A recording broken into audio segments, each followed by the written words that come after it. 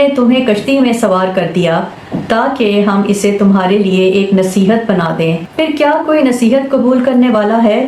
اللہ تعالیٰ نے فرمایا، پھر ہم نے آسمان کے دروازے کھول دیے۔ مجاہد نے وزدجر کے متعلق فرمایا، ان کو دیوانہ قرار دے کر نکالا گیا اور ہم نے زمین سے چشمے جاری کر دیے، یعنی ہر جگہ سے پانی ابل پڑا۔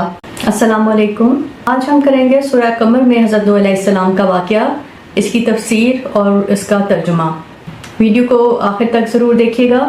اگر ویڈیو پسند آئے تو چینل کو سبسکرائب کر لیجئے اور ویڈیو کو لائک کر لیجئے گا۔ بسم اللہ الرحمن الرحیم۔ اللہ تعالیٰ نے فرمایا، نوح کی قوم نے تیرے لوگوں سے پہلے جھٹلایا، ہمارے بندے کو جھٹلایا، یعنی ان کی قوم نے ان کو مکمل طور پر جھٹلایا اور ان پر دیوانگی کا الزام لگایا اور کہا یہ تو ایک دیوانہ ہے۔ وزدجر، مجاہد نے وزدجر کے متعلق فرمایا، ان کو دیوانہ قرار دے کر نکالا گیا۔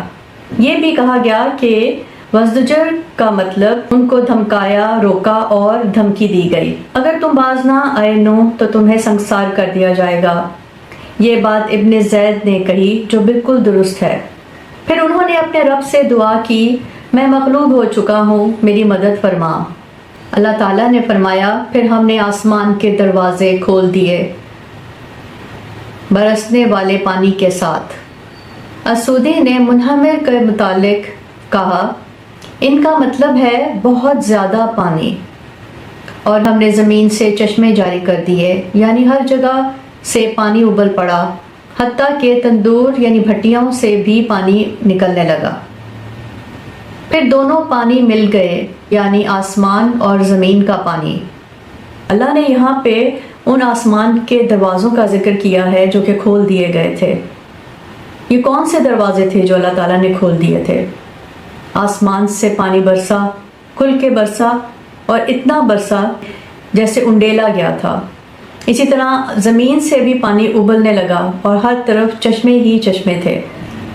یہ کون سا پانی تھا؟ اللہ نے وہ کون سا دروازہ کھولا جو کہ آسمان سے بھی بے تحاشا پانی برسا اور زمین سے بھی لاتعداد چشمے پھوٹ پڑے۔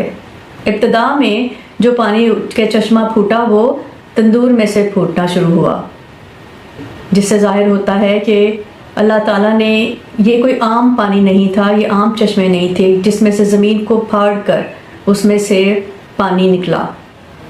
ابن جریہ نے ابن عباس سے روایت کی، پھر ہم نے آسمان کے دروازے کھول دیے برسنے والے پانی کے ساتھ، یعنی پہلے اور اس کے بعد صرف بادلوں سے پانی برسا تھا۔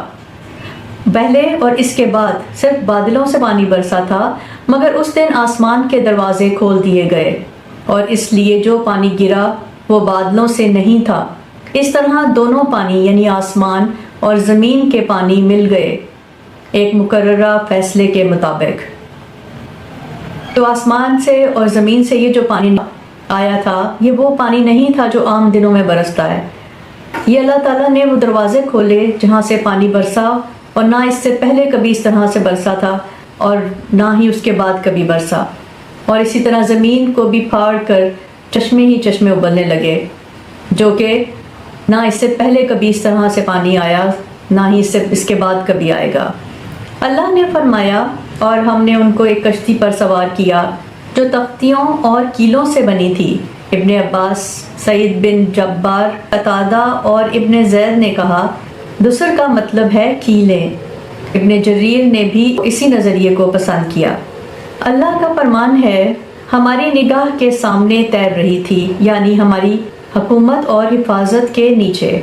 جسے جھٹلایا گیا اس کے لیے ایک بدلہ، یعنی جو اللہ تعالیٰ کا انکار کرتے تھے ان کے لیے عذاب، اور نوح علیہ السلام کے لیے ایک انعام۔ اللہ تعالیٰ نے فرمایا، اور بے شک ہم نے اسے ایک نشانی کے طور پر چھوڑ دیا۔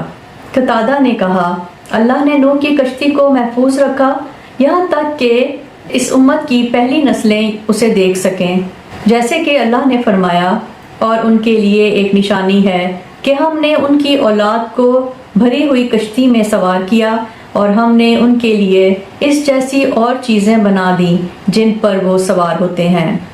بے شک جب پانی حد سے بڑھ گیا تو ہم نے تمہیں کشتی میں سوار کر دیا تاکہ ہم اسے تمہارے لیے ایک نصیحت بنا دیں اور یاد رکھنے والی۔ تاکہ اسے یاد رکھا جائے۔ اللہ نے فرمایا ہے، پھر کیا کوئی نصیحت قبول کرنے والا ہے، یعنی کوئی ہے جو اس سے نصیحت اور عبرت حاصل کرے؟ امام احمد سے روایت ہے کہ عبداللہ بن مسعود نے فرمایا، نبی صلی اللہ علیہ وآلہ وسلم نے مجھے یہ آیت سنائی، پھر کیا کوئی نصیحت قبول کرنے والا ہے؟ البخاری نے بھی ایک ملتی جلتی روایت عبداللہ سے نقل کی ہے، جس میں انہوں نے فرمایا، میں نے نبی صلی اللہ علیہ وآلہ وسلم کے سامنے یہ تلاوت کی، پھر کیا کوئی نصیحت قبول کرنے والا ہے؟ تو نبی صلی اللہ علیہ وآلہ وسلم نے فرمایا، پھر کیا کوئی نصیحت قبول کرنے والا ہے؟ اللہ کا فرمان ہے، پھر کیسا تھا میرا عذاب اور میری دھمکیاں۔ اصل الفاظ ہیں جزان لمن کانا کفر، یعنی یہ سب کچھ اس شخص کی خاطر بدلہ لینے کے لیے کیا گیا جس کا کفر کیا گیا تھا۔ کفر اگر انکار کے معنی میں لیں تو مطلب یہ ہوگا کہ جس کی بات ماننے سے انکار کیا گیا ہے، اور اگر اسے کفران نعمت کے معنی میں لیا جائے تو اس کا مطلب یہ ہوگا جس کا وجود ایک نعمت تھا مگر اس کی ناقدری کی گئی تھی۔ یہ معنی بھی ہو سکتے ہیں کہ ہم نے اس کشتی کو نشان عبرت بنا دیا تھا۔ ایک بلند و بالا پہاڑ پر اس کا موجود ہونا صدیوں تک لوگوں کو خدا کے عذاب سے خبردار کرتا رہا اور یاد دلاتا رہا کہ اس سرزمین پر خدا کی نافرمانی کرنے والوں کی کیسے شامت آئی تھی اور ایمان لانے والوں کو کیسے بچا لیا گیا تھا۔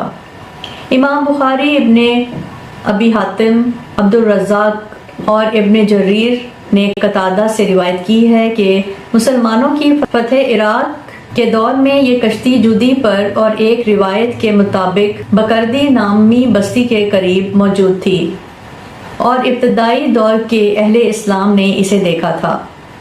موجودہ دور میں بھی ہوائی جہاز سے پرواز کرتے ہوئے کچھ لوگوں نے اس علاقے کی چوٹی پر ایک کشتی نما چیز دیکھی ہے جسے سفینہ نوح ہونے کا شبہ ہے، اور اسی وجہ سے وقتاً فوقتاً اس کی تلاش کے لیے مہمات جاتی رہتی ہیں۔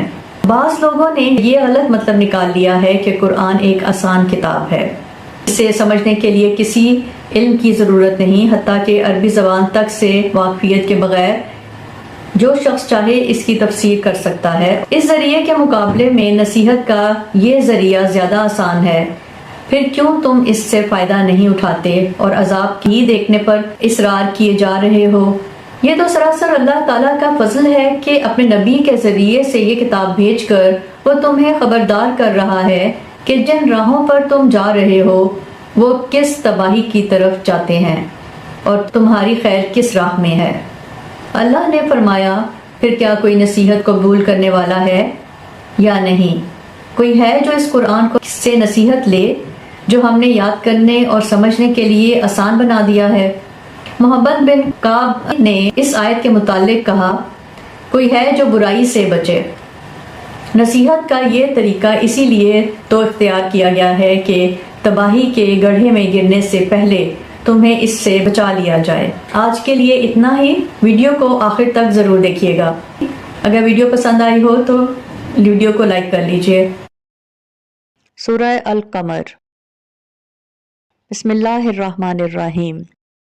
ان سے پہلے نوح کی قوم نے بھی جھٹلانے کا رویہ اختیار کیا تھا۔ انہوں نے ہمارے بندے کو جھٹلایا اور کہا کہ یہ دیوانے ہیں، اور انہیں دھمکیاں دی گئیں۔ اس پر انہوں نے اپنے پروردگار کو پکارا کہ میں بے بس ہو چکا ہوں، اب آپ ہی بدلہ لیجئے۔ چنانچہ ہم نے ٹوٹ کر برسنے والے پانی سے آسمان کے دروازے کھول دیے اور زمین کو پھاڑ کر چشموں میں تبدیل کر دیا، اور اس طرح دونوں قسم کا سارا پانی اس کام کے لیے مل گیا جو مقدر ہو چکا تھا۔ اور نوح کو ہم نے ایک تختوں اور میخوں والی کشتی پر سوار کر دیا جو ہماری نگرانی میں رواں دواں تھی، تاکہ اس پیغمبر کا بدلہ لیا جائے جس کی ناقدری کی گئی تھی۔ اور حقیقت یہ ہے کہ ہم نے اس کو عبرت کی ایک نشانی بنا دیا، تو کیا کوئی ہے جو نصیحت حاصل کرے؟ اب سوچو